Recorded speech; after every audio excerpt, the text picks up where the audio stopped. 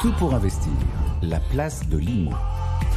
Et c'est la page immobilier de ce Tout pour investir. Et nous sommes avec Stéphane Descartier, des conseillers formation. Bonjour Stéphane. Bonjour Antoine, bonjour à tous. Alors, des chiffres et des lettres pour cette rubrique, mais enfin, comme un peu pour toutes les rubriques concernant le patrimoine.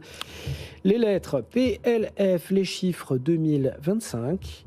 En gros, retour à la case départ, retour à zéro. Qu'est-ce qu'on fait? Qu'est-ce qui se passe?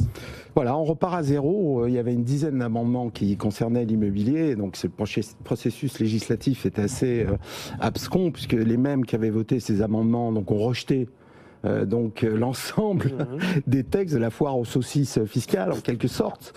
Donc on repart à zéro.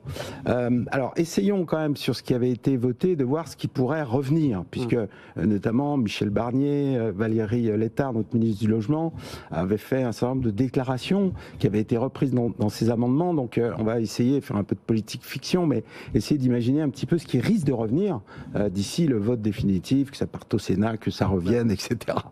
Donc, alors, première chose positive, on va commencer par le positif. Donc, première chose positive, le PTZ. Donc, le prêt à taux zéro, donc, qui a repris des couleurs, parce que quand on empruntait à 1%, le prêt à taux zéro, c'était pas plus très important. Mais là, on emprunte quand même à plus de 3%, donc ça a repris des couleurs. Donc, le prêt à taux zéro pour acheter sa résidence principale, en tant que primo-excédent, ou en tout cas pas propriétaire de sa résidence principale depuis 2 ans, soumis à des plafonds de ressources, mais bon, 70% des Français quand même à peu près y ont droit, donc ça concerne quand même beaucoup de monde. Donc jusqu'à maintenant, le PTZ était réservé aux neufs collectifs, donc les maisons étaient exclues et uniquement en zone tendue. Et donc là, il semblerait qu'on aille vers un PTZ, donc Michel Barnier en a parlé dans son discours de politique générale, donc vers un PTZ étendu à toutes les zones, y compris les zones détendues.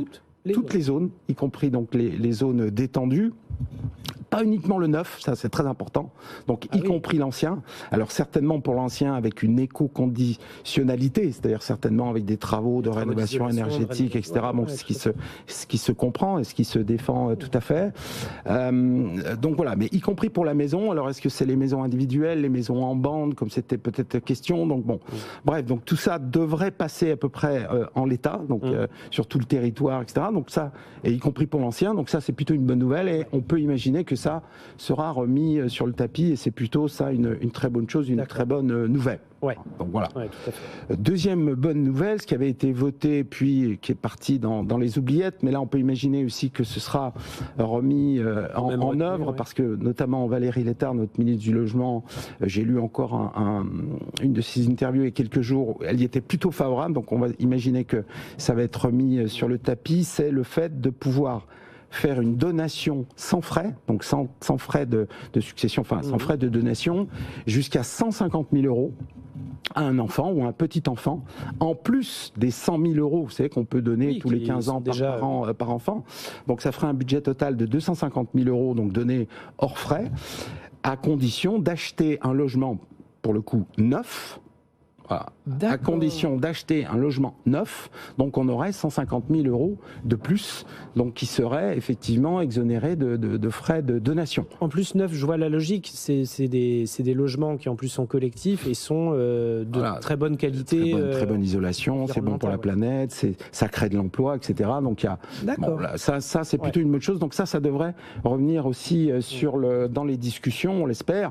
Bon, il faut relativiser, ça va peut-être faire quelques milliers de logements vendus. Ça va pas relancer le marché. Non, c'est pas ça qui va relancer le marché parce que, je veux dire, déjà donner 150 000 € à un enfant, faut les avoir. Faut déjà les avoir. C'est ça. Et ne pas en avoir besoin pour sa fin de vie, pour sa retraite, etc. Donc ça va concerner déjà des gens, disons, très aisés, plutôt. Donc, mais c'est pas ça, c'est clair qui va relancer le marché. Bon, d'autant que ça, c'est les bonnes nouvelles. D'autant qu'il y a aussi des mauvaises nouvelles. Alors les mauvaises nouvelles, donc qui sont parties pour l'instant aux oubliettes, mais dont certaines vont peut-être revenir.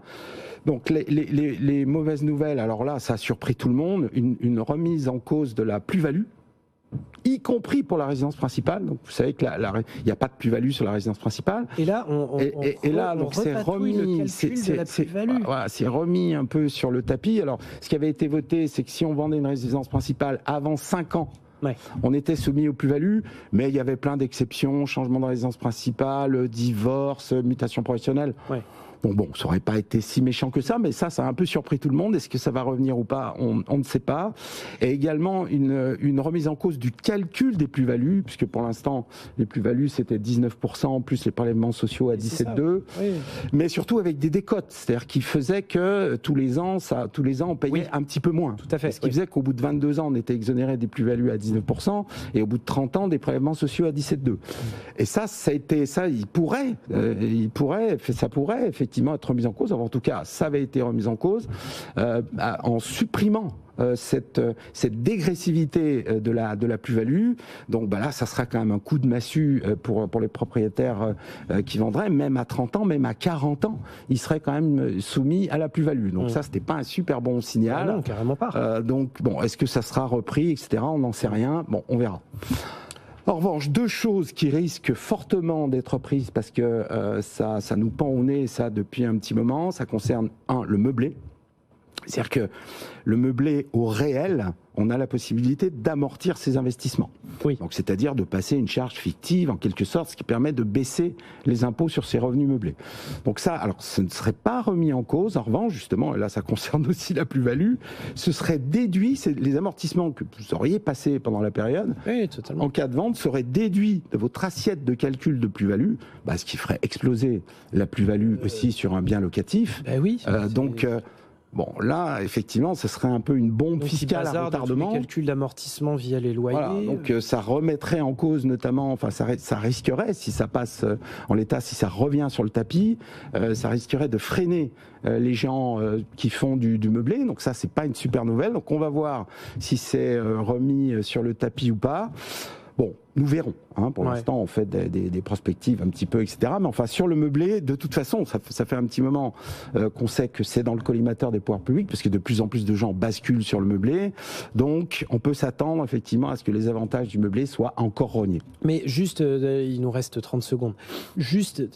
il est question encore de repatouiller des méthodes de calcul. Enfin, c'est le choc de simplification, vous savez, Antoine. On veut simplifier les choses, mais en fait, plus on veut simplifier, plus c'est compliqué. Mais après, on se plaint qu'il n'y ait pas d'investisseurs, que le marché soit déprimé, etc. Là, il y a tous les ingrédients pour nous faire sauter encore une fois. Pour continuer effectivement l'effondrement du parc locatif privé, parce que c'est bien de ça dont il s'agit.